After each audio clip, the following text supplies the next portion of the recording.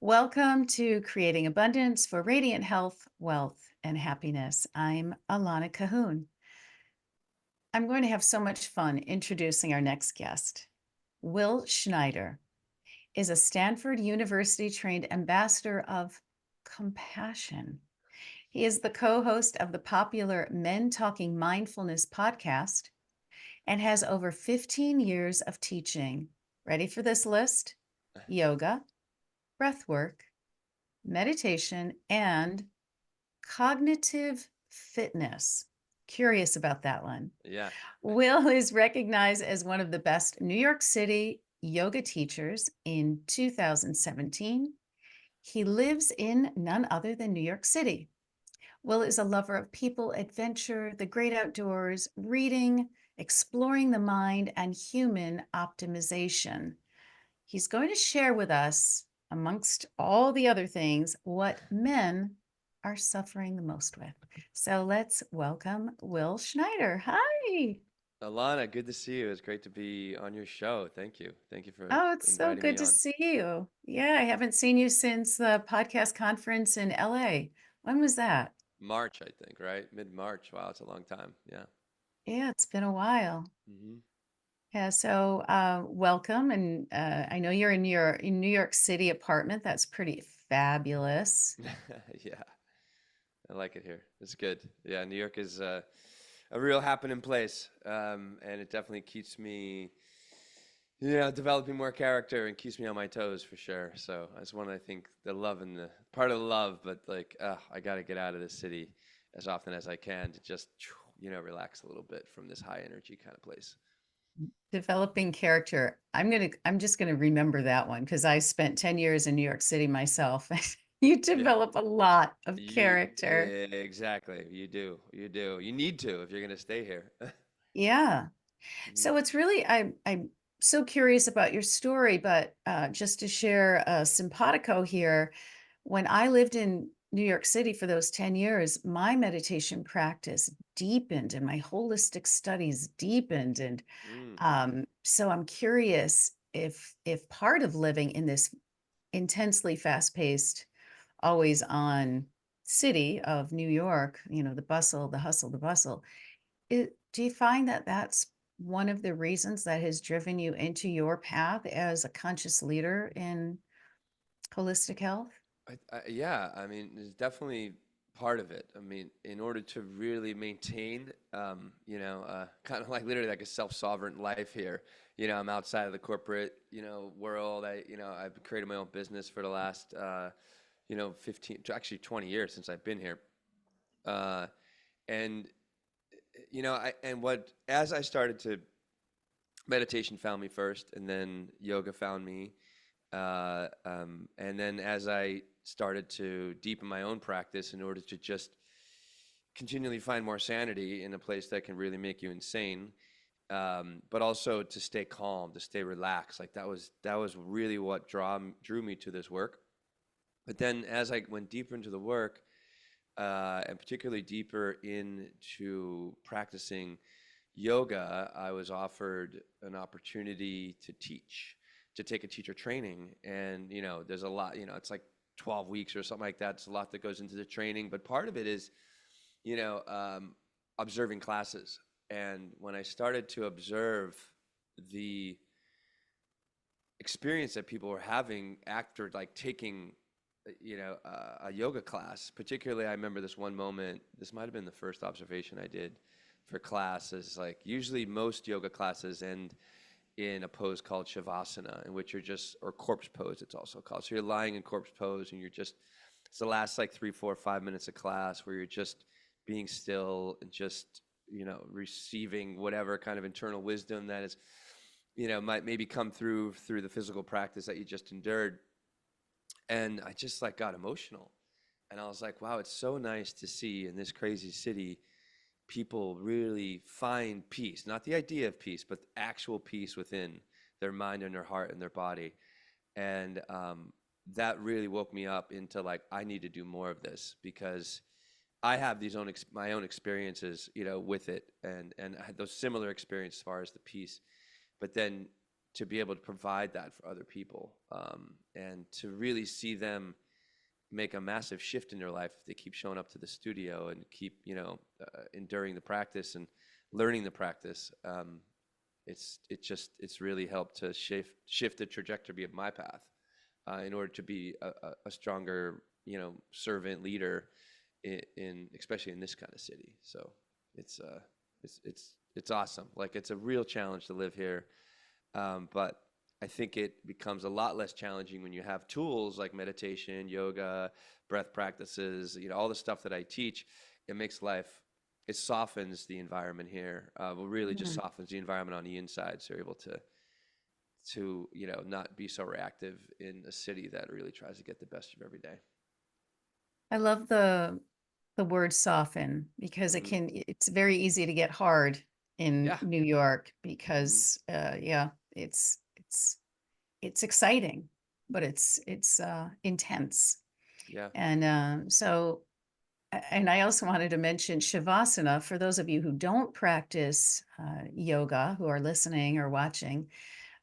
That's at the end of your asana practice. So you're usually moving through a lot of poses, and at the end, you get to lie down in this shavasana or corpse pose. And it's kind of like if you ask a kid what is your favorite class, and they'll say lunch.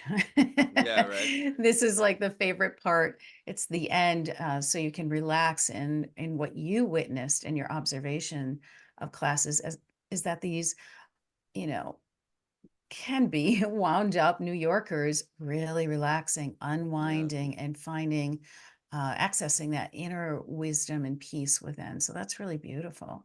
Yeah. So Yeah. where do you teach?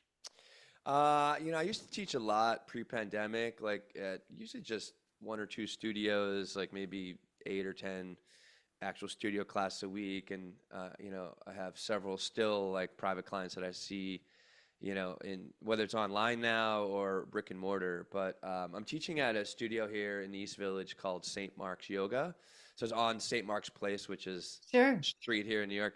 Yeah, and I only teach 2 days a week. Like, I teach Monday at 6 o'clock, and then Friday at 12. And I mean, I've taught, I don't know, 10,000. I put my 10,000 hours in teaching yoga for sure. Yeah. For Yeah. like a good 10 years. Well, maybe, yeah, 10 years before the pandemic. In the studio, and now I've only, I just teach a couple classes a week. I mean, to just serve the community, as well as like it helps to, it just wakes my soul up and my heart up in such a beautiful way, just to actually be physically in a studio, instead of just virtually connecting. Yeah. Yeah, so it's fun. I That's really enjoy it. wonderful.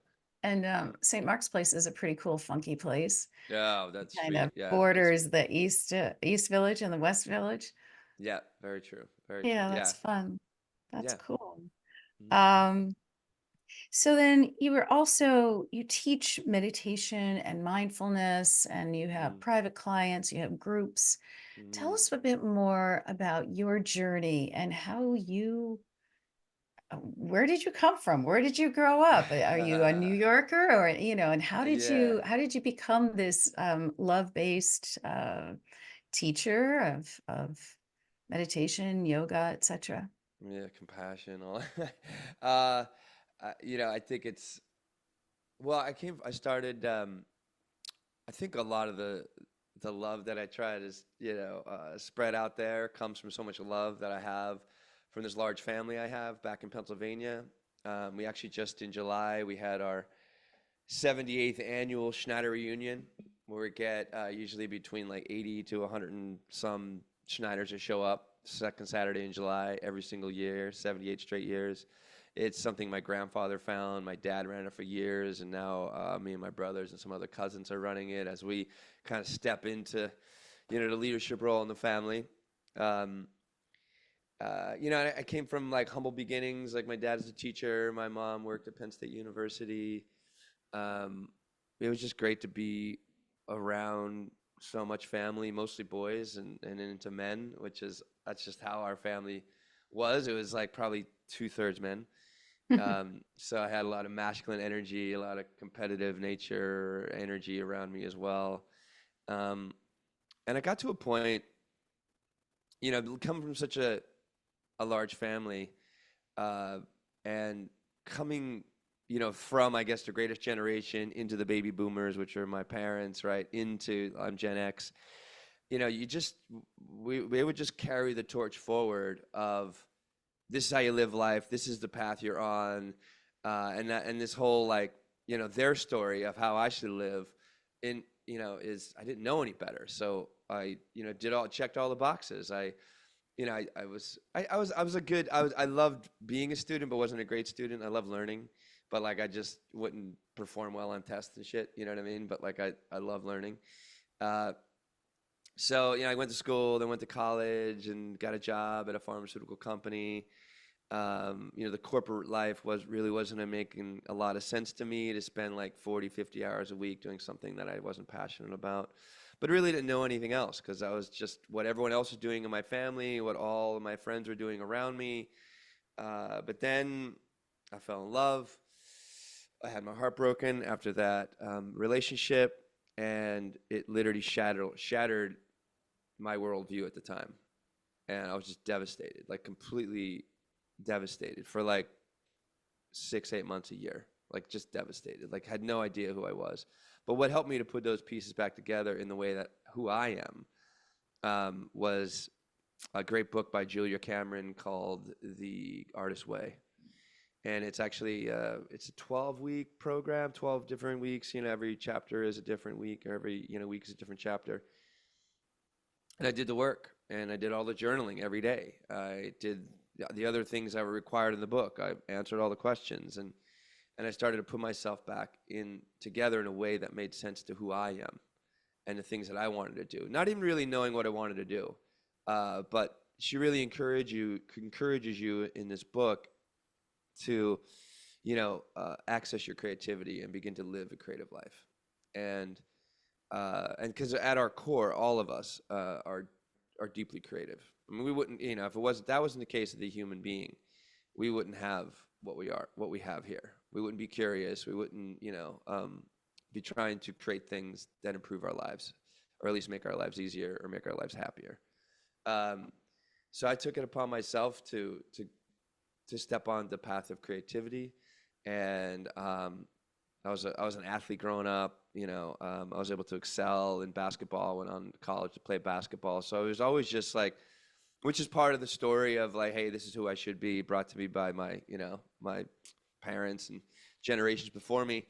Um, and through this heartbreak and through this working like diligently with the artist way, I was like, you know what? I'm going to move to New York, and I'm going to express myself creatively as an actor.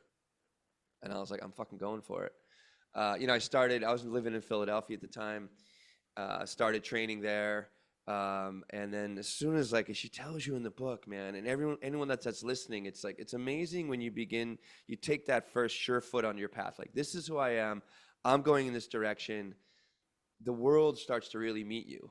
The Mm. synchronicity they talk about, things really start to happen for you. And that's what happened to me. And one thing led to the next. I get a phone call. There's an apartment that my family has in New York that's available. I move up here, paying super low rent, put some money away, so I can have a little bit of a rainy day fun when things might get difficult here in New York.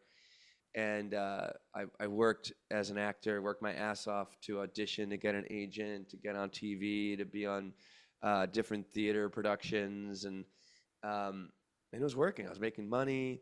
It was fun. It was a lot of fun. It was a lot of hard work, a lot of hustle, a lot of rejection, a lot of character development, and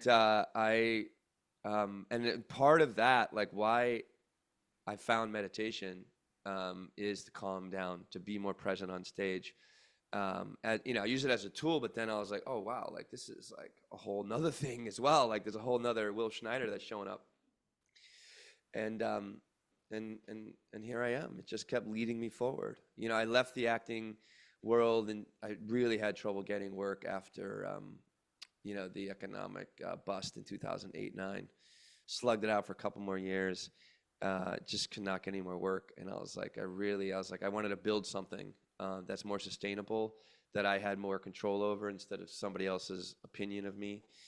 So I really made a hard pivot in 2011 into the work that I'm doing now through starting with yoga. And then yoga just started to, as I just kept expressing myself passionately, also serving mankind at the same time, there was just more need that showed up, more need within me, to be a better teacher, be a better leader. And I just kept following those little breadcrumbs. And, you look back now, it's like it all worked together perfectly. So we can have this conversation, you know, um, to where I'm like having a podcast now that's, we have a growing audience of men and that are listening and really starting to change their lives. And it's just been awesome to be able to live this way and then sustain myself this way and then really starting to generate, just, I don't know, just really have a profound impact in the world. It's awesome. That's you just shared so much. I'm just like, okay, where do I even Sorry, begin? yeah, I know So I could go off. I'm just gonna go right back to the beginning with this big family that you have these Yeah, annual events. That's yeah, so beautiful. yeah. I It's come from a special. big Mhm. yeah, I come from a large family, and we had that Christmas Eve, every Christmas Eve for, you know, until gosh, it was only until maybe, the past 10 years or 8 years that everyone moved, and Yeah, so it kinda came to a halt. But we'd have up to 100 people, and it was just fun. So yeah, much fun and so much love and so much that that connection, that feeling of belonging. yeah, And so that I really understand that sense of love that comes from family. yeah. The So abundance how of love, wonderful. you know what I mean? That abundance of love, you know what I mean? You're really, Yeah. I think it's like, one thing I'll say about that with family, it's really helped me to have more courage to stay on this path. There's something about having love that's like the abundance of love from my family that I can just call anybody and be like, "Hey, struggling here," or like, "Hey, can I help? Can you help me with this?" Or "Hey, whatever it is," or just to connect in a meaningful and loving way. I Hmm. mean, it creates. I'm just more stable, if you will. Yeah. Yeah, Yeah. It's a blessing. It's a true yeah, for blessing. sure. And then let's see. So then my question is, well, you moved into the corporate world and Mm, it wasn't a passion. So many of us are right. So that's the job. The job, everyone else is doing it. So sure, I'm going to do it. You fall in love, but it was the breakup. It was the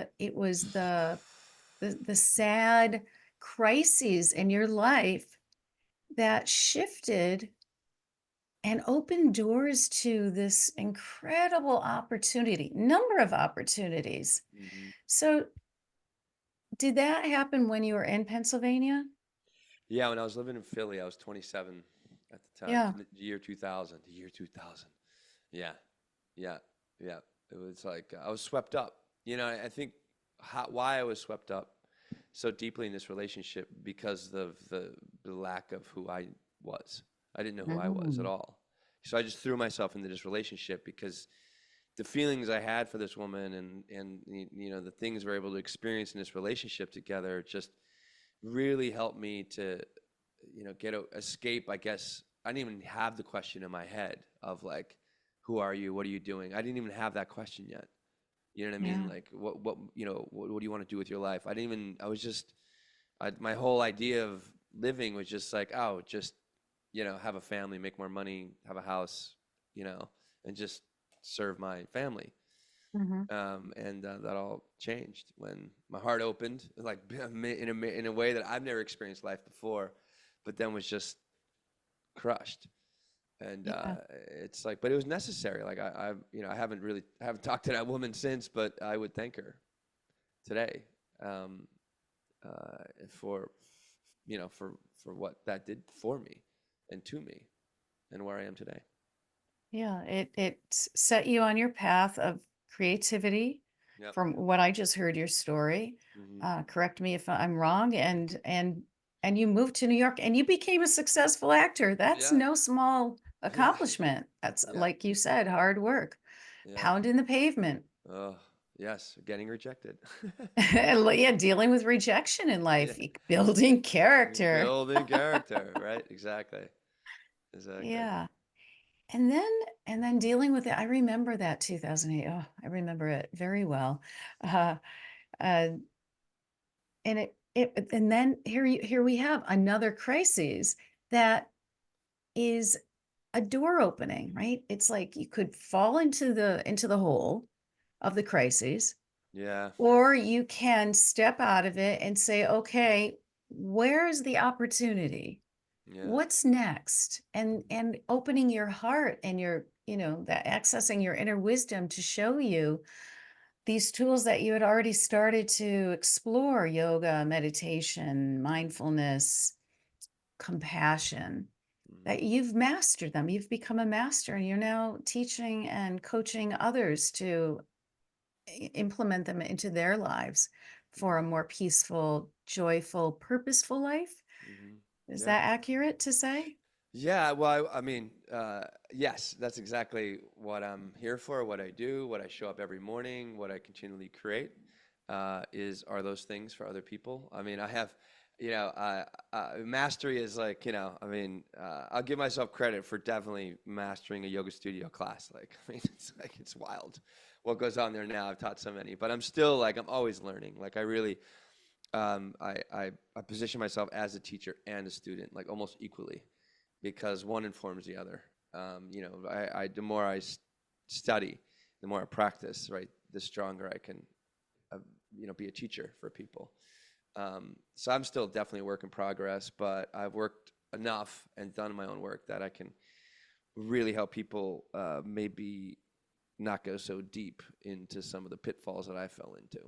But I think you Yeah. need to. You need to drop into your own, you need to, I mean, you need to have results that are challenging for you in order to see and move forward effectively. I mean, I don't like the word failure. I think it's failure is just the opposite side of success, and it's a real failure if you don't learn how to become more successful from that failure.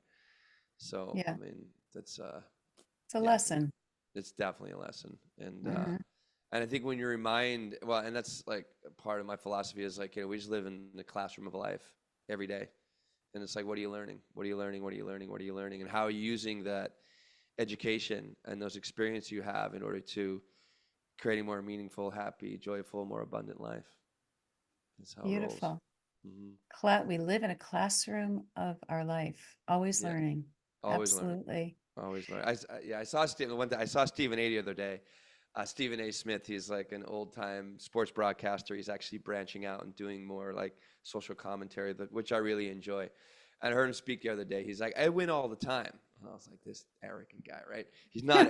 I win all the time because either I'm winning the argument or I'm learning something. And I was like, bang, like that Okay. really, that really made a difference for me. So. Okay.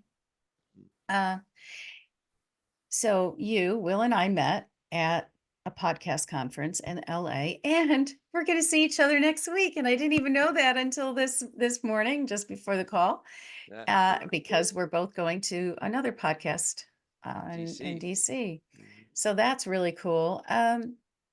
So tell us more about your podcast. And I've listened to a few episodes and I keep sending them over to my son. Tell the listeners, the viewers about your podcast. So, Men Talking Mindfulness, I co host with a great, great, great man who's become one of my best friends, who's also a retired Navy SEAL and a veteran, John McCaskill. We, come from very different backgrounds, we have very different lives, but we rally around mindfulness and all the different practices of mindfulness. And really, what mindfulness is what we continually try to explain. Different practices we talk about, because mindfulness and practicing has really had a profound effect on each of our lives in different ways.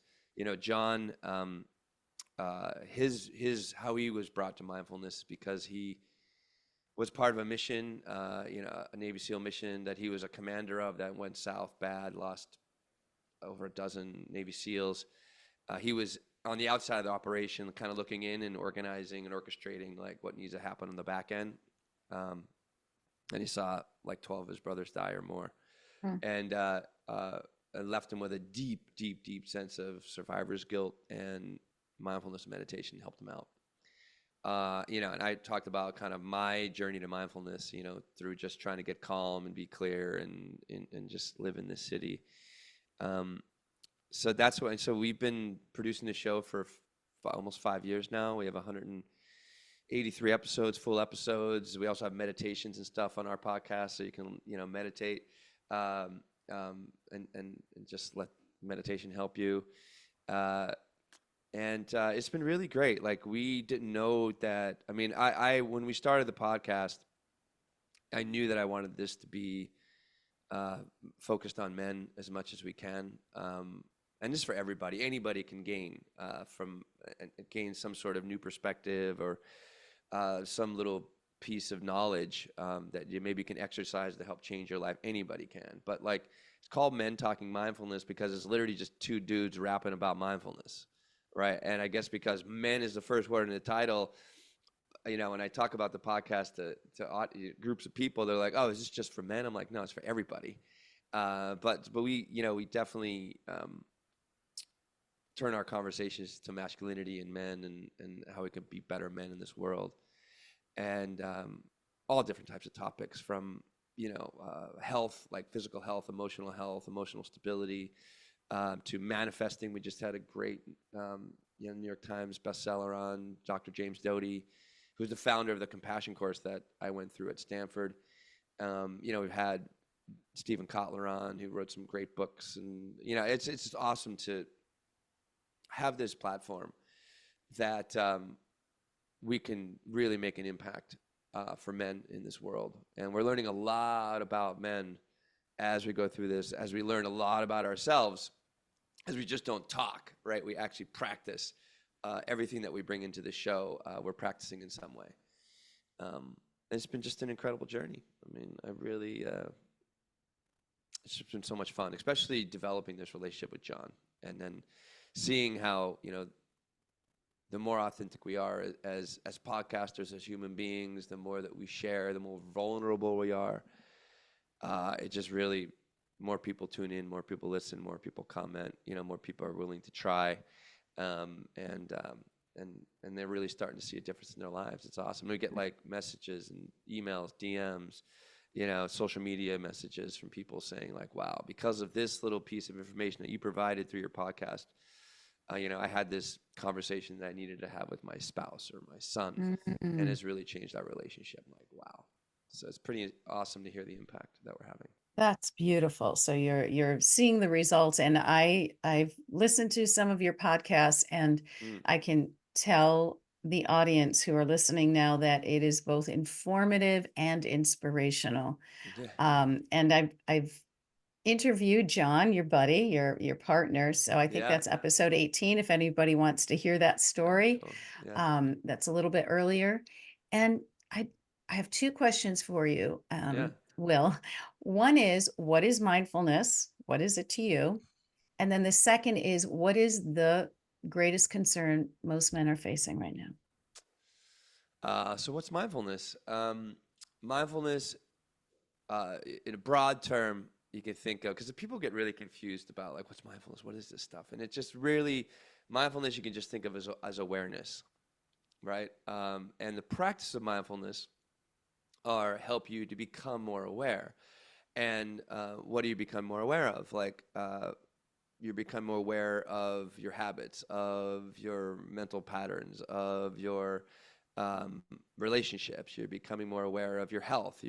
So it's just like anything that you can think of, maybe mindfulness as a flashlight, and then you can really begin to examine something objectively, right? And that's part of it here. It's like objectively looking at something non-judgmentally, not criticizing, not judging, just like observing what's going on in real time, not throwing any kind of layers of your mind or past experience on top, but really objectively being aware of what is going on in the moment, and to create this awareness and to create this objectivity really helps open you up and releases you from um, the way you've always done things, and then gives you an opportunity to maybe make a change, and that's where the practices come in. And these practices are just a way of developing greater self mastery. And I mean, if you're not mastering yourself and working to master yourself every day a little bit more, and what are you mastering? It's just like, I really want to be calm. I really want to be, for me, I want to become more patient. I want to be happier. I want to continually, be more connected to things that really matter to me. I want to continually express myself creatively. And if you're not working on your own mastery, then somebody else is trying to master you, and you're letting them do that. I mean, right, Ooh. right. It's huge. I know, right? Well, think about your social media interactions, right? How you're easily reactive and outraged by what you're reading and seeing on social media or in the news all the time. You're being manipulated, right? Mm. Instead of really seeing, like, maybe taking a step back, it's like, well, what's really are they trying to do here? Like, what's really the objective here? What are they trying to do? And you'll see if you dig a little, not even have to dig that deep. It's just like money, money, money, money. Most often is what they're trying to do, or power over you, or something like that. Uh, I mean, I still could be very reactive, right? When I'm not, in a state of calm and in like and just slowing down the pace of my life. Um, so that's kind of mindfulness in a nutshell. But then it's like, what about your health? What about your hydration? What about your relationships? Like, what does it mean to be and experience vulnerability, authenticity? What is it really? What is the experience of abundance? We've had a couple episodes on abundance, because it's like, it's all mindset and mind shift. Um, and uh, and again, if you're not in control, then someone else is trying to take control, or already is in control. And I don't know. I don't like. I think we need, when we connect also mindfully to ourselves, we connect to a deep source of love, abundance, calm, creativity, confidence, courage, and compassion that's deep on the inside of ourselves, and it's in our DNA, in every single one of us. And and it naturally begins to bond us in through this, like, common humanity experience. And it just, there's so much power in that.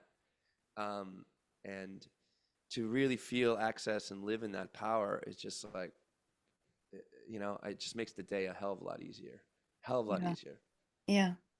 Mm. Objectivity. I love that. Yeah. Yeah, Mindfulness is being aware, and, just removing any judgment, yeah, and just that's so beautifully said. So thank you for sharing your thoughts on that, your wisdom yeah, on that. yeah. And Thanks. um and yeah, the abundance, it's not just about prosperity. It's about the No. inner wealth of peace, and the Yes. love, the wealth of love is can alter everything else in your life. Yeah, Can actually help you increase your prosperity, because when you're coming from a place of love, your mindset is in a positive space already. yeah, exactly. Yeah. So share with us, so your podcast name is Men Talking Mindfulness, Hmm. and share what you've discovered through your hundreds of or many, many interviews. What is one of the top concerns that men are facing today? Well, I'll tell you, just based on our stats, like, we've been out there for a while. We have all these different episodes. We make sure that each episode, has a focus and has a certain title, and people respond to them. And our highest ranking episodes are purpose, right? Like, people are really lacking purpose. People want to understand pain. And the other one is, people really want to men in particular, want to be more emotionally stable. And Mm, so this is how people are responding to our podcast. We have other great, we have wonderful episodes about all different sorts of things, and, compassion. We have like 3 episodes on, and, we have lots of different health, and success, and, yeah, kind of hacks for, like, being more successful in your life and stuff like that. So, and they all do very well.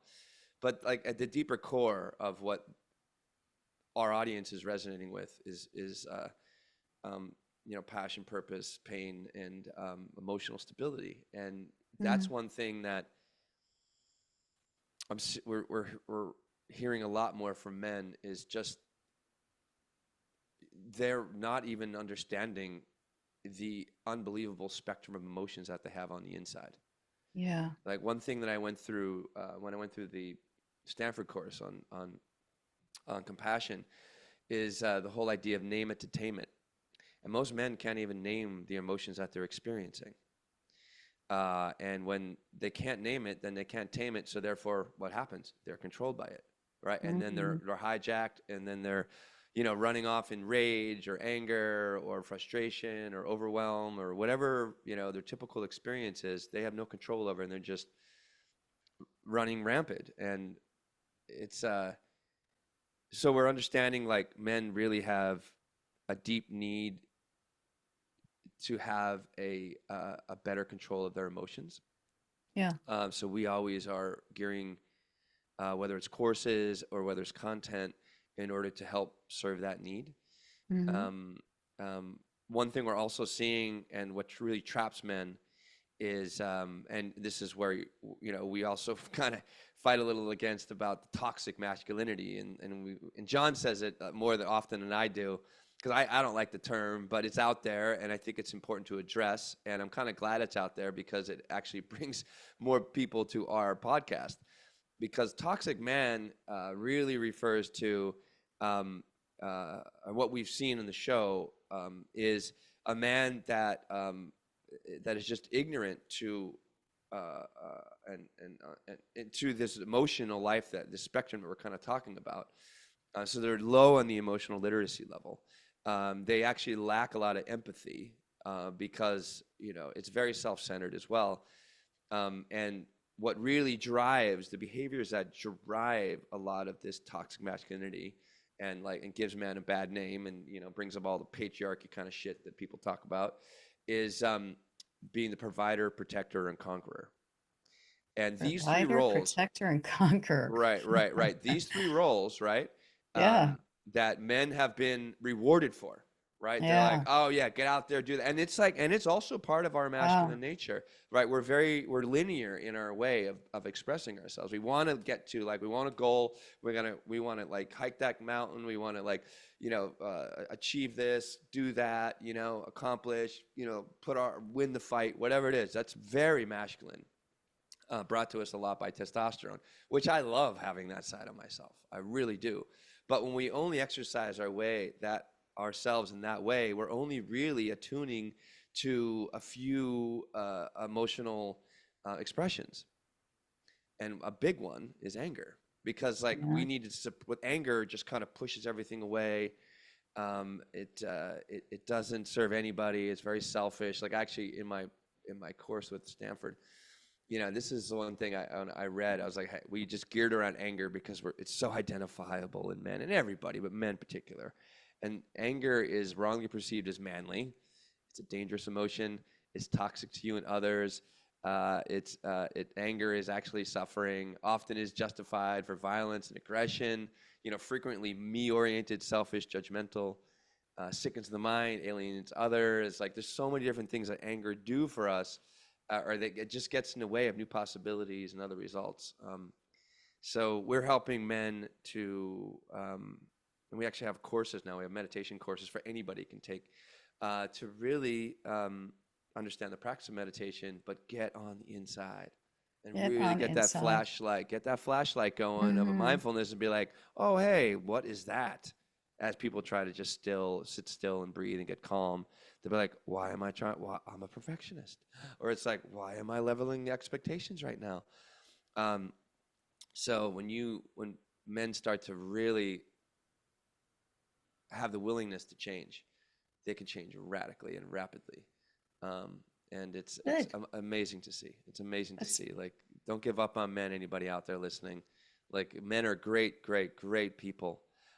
We just haven't really been activated in our entirety, that brings forth our masculine greatness, if you will. Oh, that's beautiful. Beautifully said. Yeah, Oh, there's so much wisdom there. I know that I'm going to tune into your podcast because I learned so much about men. I'm like, yeah. Thanks. oh, that's what's going on. Yeah, Okay. yeah, yeah. Exactly. Yeah. So it's really great for everyone. Yeah. Thank you.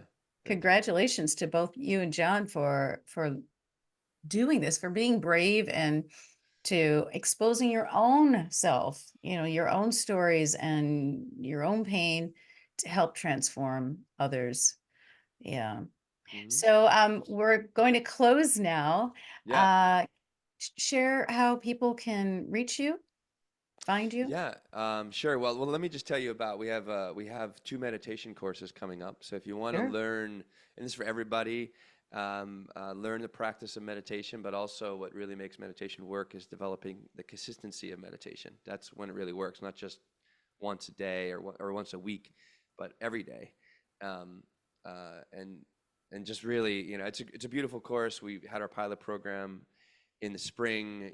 The results were incredibly profound for the students that came through it, and they're still meditating to this day. So if you want to practice meditation, hit up mentalkingmindfulness.com.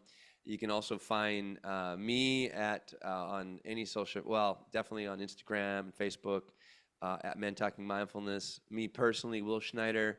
Um, my social handle and website is Will Not Fear, WILLNOTFEAR, and that's on like X, Instagram, Facebook. Like I have willnotfear.com. And you can send me an email if you have any questions about the course or any way that I can help you. But I also coach people in a lot of accountability paradigms, which I really enjoy. You can just send a message to Will at mentalkingmindfulness.com. But Will at mentalkingmindfulness.com. yeah, that's me. Absolutely. Yeah, Fabulous. It's been a joy and an honor to have you. I'm looking forward to seeing you next week. yeah, same. And yeah, and to all of our listeners, this is Creating Abundance for Radiant Health, Mm. Wealth, and Happiness. And we wish you an abundant day. Take some of these practices and ideas and inspirations that Will has just shared with us today and try them out. And definitely come back, tune into Creating Abundance, and tune into Men Talking Mindfulness. Until the next time, namaste. Thank you, Alana. Good to Thank see you, you. Will.